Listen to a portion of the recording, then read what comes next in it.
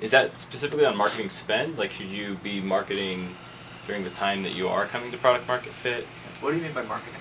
Well, I mean, just like, getting yourself out there on Facebook and Twitter, blogging, all sorts of those things, which I guess don't necessarily have any spend that you're doing, except your time.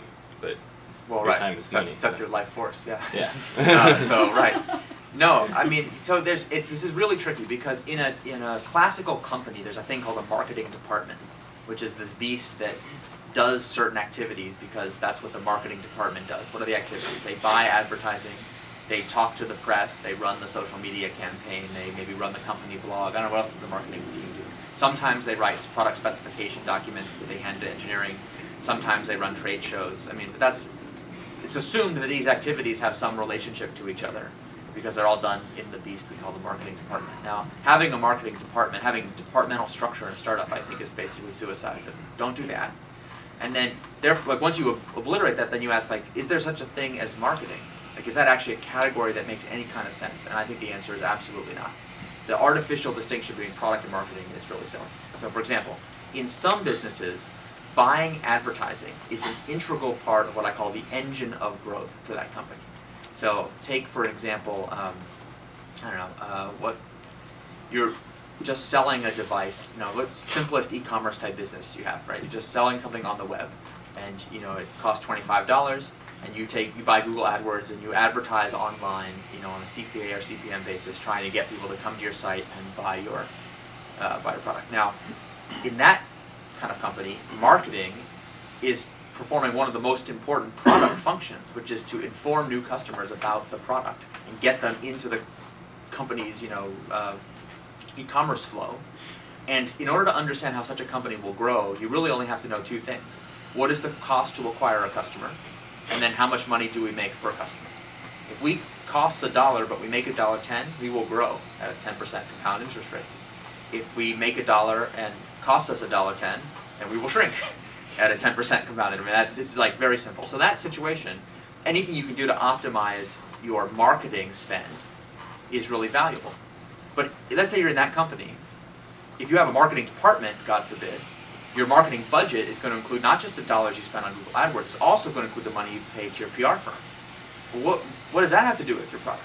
What does that help you do? Well, maybe you can get some extra customers on the margins by having the trade press write about you, but come on, we know what the PR firm's going to be working on. They're going to be working on getting you personal, plus splashy profiles in TechCrunch or whatever other industry trade press that you care about that says that you're a genius. It doesn't get you any extra customers. Maybe it helps you with fundraising or something, maybe. But they do it because they know it's going to make you really happy, and you pay them this unaccountable monthly retainer, and they need to make sure that you keep doing that. So, is that marketing? Which activities are marketing? To hell with this distinction. If we're building a product where spending money on advertising is a key part of the way the product grows, then you should definitely be doing it. That's important to help you understand, to get to product market fit. If you're building a viral growth company, the only number that matters is your viral coefficient. And no amount of marketing will help your viral coefficient. It's an irrelevant quantity because you have to get people to actually refer their friends to your product as a side effect of what they're doing. You call it viral marketing for a reason. Viruses are not optional. You can't be like, I'd like to opt out of the sweeping pandemic that is, there's no opt out. You have to do it, right? Everyone you know is on LinkedIn. You have to be on LinkedIn. You just, eventually you can't resist. That's the idea. So in that kind of situation, spending money on advertising would be a giant waste of time.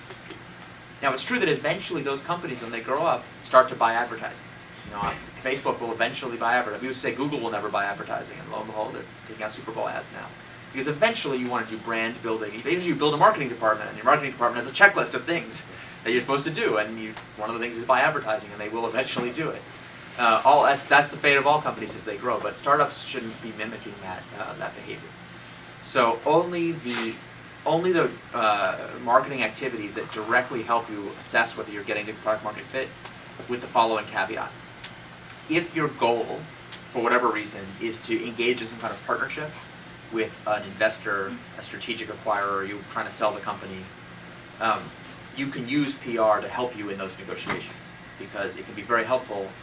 Not just any PR, most PR is irrelevant, but if you can get an influencer in that industry to say this is the future, then that can actually be helpful getting you in the door at places you want to get. So I mean, there's nothing wrong with that kind of tactical PR and any other kind of marketing you want to do. I mean, there's that famous story of Half.com putting stickers on every stop sign on Meg Whitman's drive to work, so that, you know, for this one very specific route, it seemed like Half.com was the next big thing, and lo and behold, they got bought for hundreds of millions of dollars by eBay.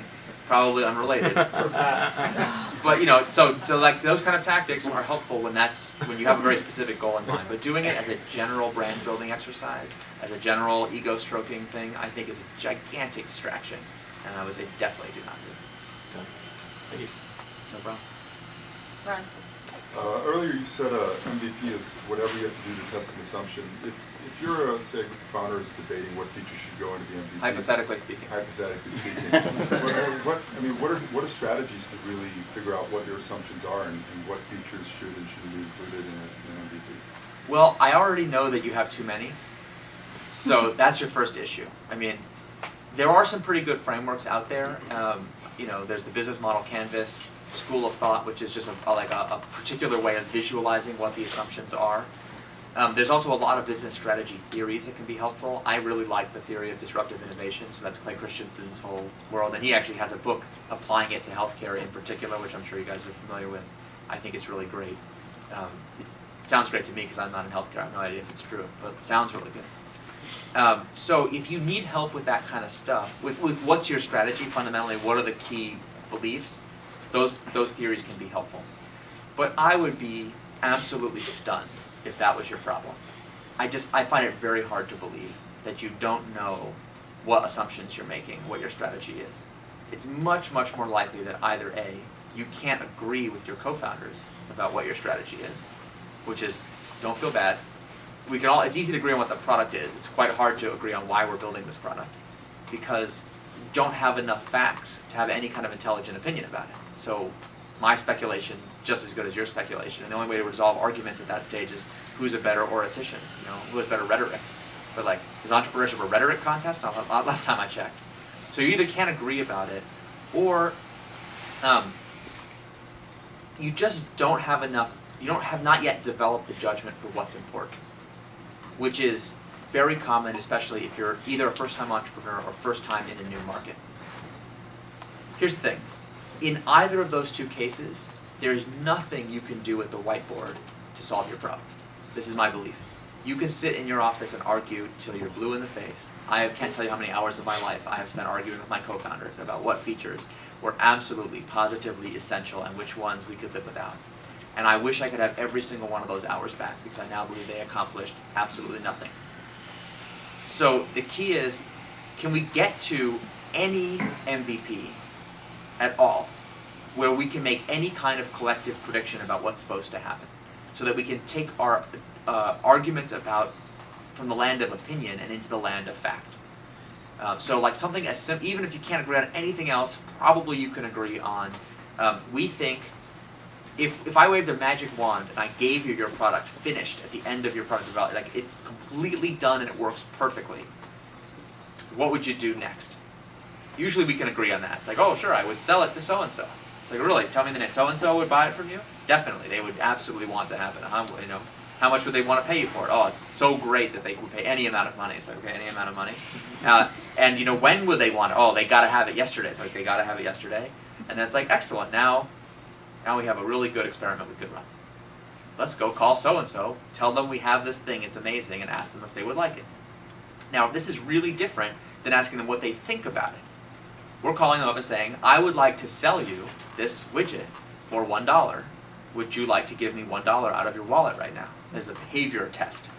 Will they do that? Now, my prediction, if any of you have ever done this experiment, the answer is going to be no. And again, it's not because your idea is not good, it's not because your product, it's just like the odds of you actually getting it right on the first try is so close to zero. I can, very confidently predict that maybe one person in this room will have the experience of a customer giving them $1. It's surprisingly difficult. And again, it doesn't have to be, what I want you to take away from this is not the dollar. It's not about getting the money out of the customer's wallet. It's coming up with any specific behavior to test anything at all. That exercise is a lot more valuable than debate. Because as soon as you start to do those kinds of experiments on a regular basis, you will discover that most of the things you were arguing about before just are not even in the right ballpark. They're not on the right planet of things to worry about. And then once you have a little bit more data, then you can start to figure out what to argue about. And at least you have more intelligent arguments. Now, you're still not being successful, but at least now you're being productive. And that's a huge step up.